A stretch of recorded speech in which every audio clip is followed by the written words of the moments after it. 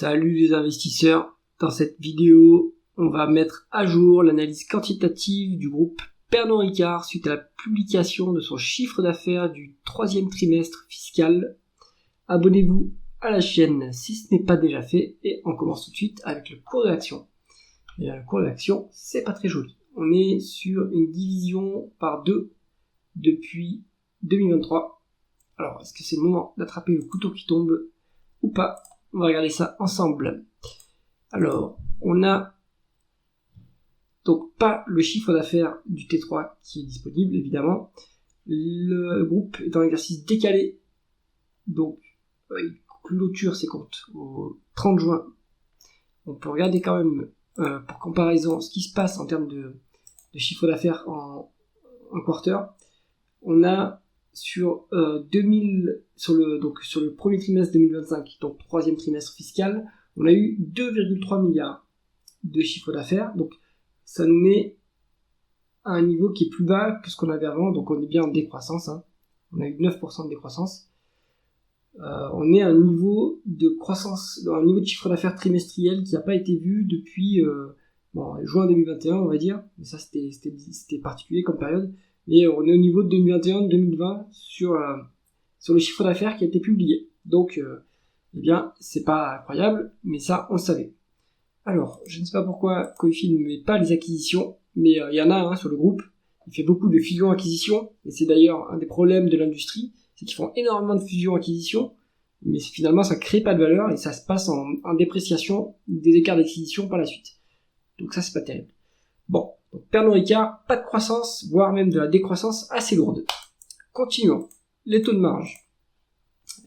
Eh bien, les taux de marge brut, il est en baisse. Depuis 10 ans, on était sur un niveau d'avantage concurrentiel au-delà de 60%, et puis maintenant on est légèrement en dessous.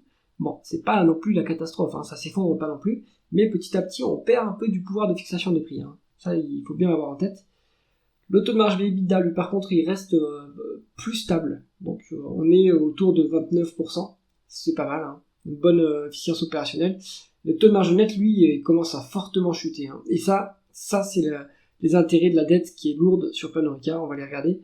Mais et l'augmentation des impôts, évidemment, le fait d'avoir son siège social en France, ça n'aide pas beaucoup. Donc on a un taux de marge net à 9,8%, ce qui est pas terrible au final pour une industrie, pour une société qui opère dans une industrie un peu premium, c'est pas incroyable. On a LVMH qui est à 15 et quelques. Diageo est plus élevé que ça, par exemple. Donc la médiane est à 15,5, il faudrait revenir à ce niveau de médiane, donc pour l'instant on n'y est pas.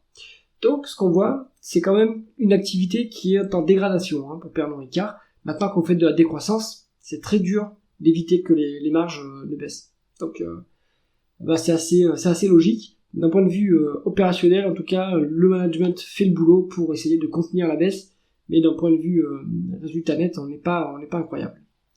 Ensuite, on va regarder la conversion des bénéfices nets en free cash flow. C'est un autre problème de cette industrie, c'est que on a un BFR qui est important et en augmentation en plus chez Pernod Ricard. On voit que on est quasiment à 10 milliards d'évolution défavorable du BFR sur 10 ans. Et ça impacte les free cash flow à la dépense en capital constante. Donc là, des free cash flow plus bas que les bénéfices nets pour 10 milliards. Donc vous avez la différence ici en fait, vous la retrouvez.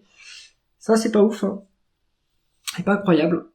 Donc pour valoriser l'entreprise, il vaut mieux utiliser les free cash flow, ce qui représente mieux ce que gagne réellement l'entreprise.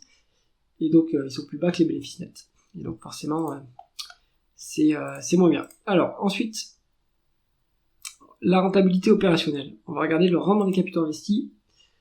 La médiane c'est 8,3, ce qui est un niveau convenable sans être exceptionnel. Et là ça a chuté à 7% à la dernière publication disponible. Donc c'est-à-dire en décembre, la publication du premier semestre fiscal. 7%, en ce moment il n'y a pas de croissance, donc c'est pas très grave. Si on se met en croissance en année complète, il n'y a pas de croissance, donc du coup on n'a pas autofinancé de la croissance, mais on a de la dette, donc ça serait bien de se désendetter, et ça passe par la rentabilité qui permet de dégager des cash flows pour permettre de rembourser la dette. Pour l'instant, c'est pas terrible. Ensuite, l'endettement du groupe, c'est là que le bas blesse. On est à 4 fois, quasiment. On est entre 3,5 et 4 fois l'EBITDA en dette nette, c'est trop lourd. On est à 11 fois les free cash flow en dette nette, c'est trop lourd. Et donc ça pèse en frais financiers et ça obère le résultat net. Donc priorité au désendettement à mon avis. Ensuite,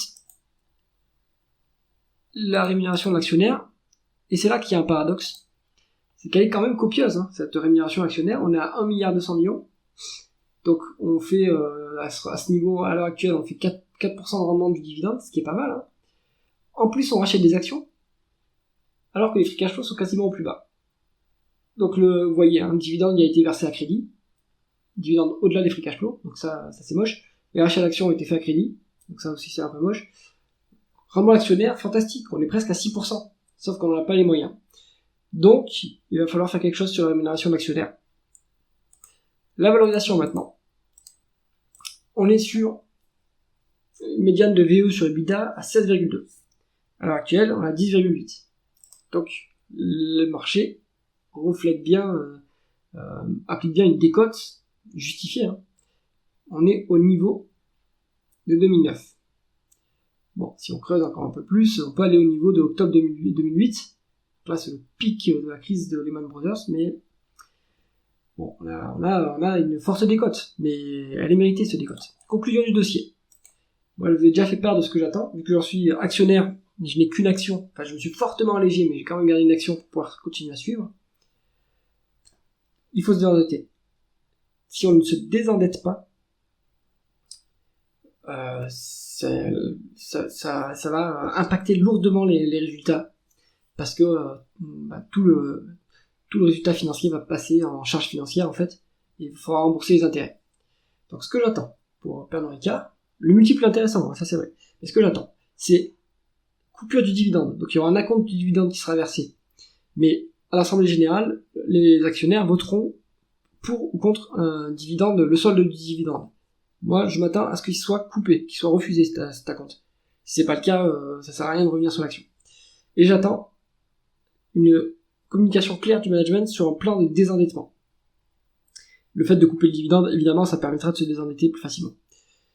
Et une fois que ça sera fait, potentiellement, on pourra commencer à se réintéresser à Pernod Ricard. J'espère que cette analyse vous a intéressé. Si c'est le cas, mettez un pouce vers le haut et pensez à vous abonner à la chaîne. À bientôt.